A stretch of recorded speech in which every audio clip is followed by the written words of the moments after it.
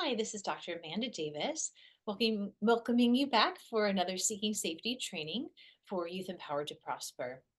Today's training is going to be pretty brief and just run through the chapter in Seeking Safety called Community Resources. Now, Seeking Safety, the book, I think this version of the book was originally published in 2002. So that was a long time ago. And there is a section on community resources that is probably a little out of date. Some of it might still be around. There's a bunch of 1-800 numbers that hopefully haven't changed too much. But I wanted to do a training on this just to bring your attention to the community resources that are listed in the book, just as a jumping off point for any other community resources that you can help connect your teen with. Obviously, there's a lot more available now than might have been in the book in 2002, and they might have changed. And also, there are plenty in our area that might be specific to the South Florida area that might not be listed. But I thought it was important just to run through the sort of headings that are present in the Seeking Safety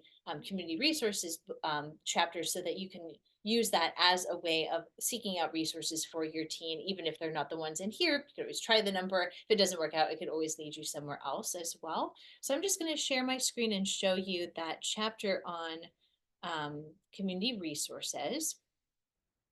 Here it is as national resources. So the first one is on substance abuse and addictions. Again, Seeking Safety is primarily designed for people with substance use and trauma in their background. So obviously resources for substance use come in handy, but these definitely apply to teens in South Florida or across the country. So between Al-Anon, AA, also Gamblers Anonymous, all kinds of different harm reduction coalition, all of these, again, their numbers might be different, their names might be different, but just to know there are lots of different resources for people who deal with substance use themselves, or if a family member does. Alateen for teen relatives and friends of people with an alcohol problem. Just good to know and be able to talk about these again, even if the phone numbers have changed.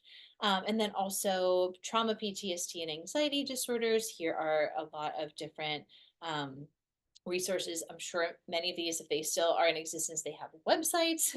Again, 2002, domestic violence, general mental health, HIV, AIDS, sexual transmitted diseases, parenting and relationships, nutrition, and medical problems. Lots and lots of different ones about different medical issues, everything from, as you can see, asthma, cancer, cystic fibrosis, lupus, all kinds of things. So whether it's the person themselves dealing with a health problem or someone in their family, if they want to get more resources. Again, we have the internet, we could just Google these things, but this is, I thought, just to look at those different headings and to know what resources were available and are available.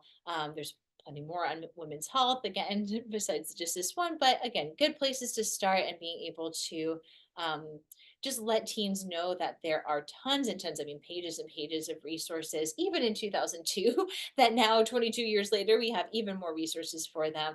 Just can give a sense of they're not alone. There are other people who struggle with the things that they're bringing in. So just to have that mindset to know there is a place in the book to say, hey, let's just check some of these out, or are there websites that go along with these different organizations or other things that you can access with the team, can be a really nice springboard for getting them connected with some services in the community.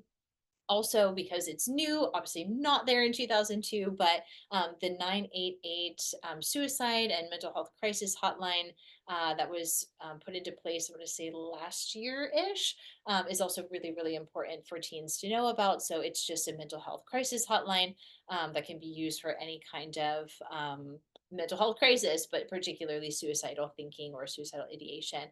That is a sort of national 988 number to call. So yeah, that's mostly what I wanted to impart. Again, there are tons more community resources. Google is the best place, but I thought just to know that chapter in Seeking Safety could be a jumping off place to have conversations about community resources for your mentors. I thought I'd mention it here. Thank you as always, and I will see you in the next training.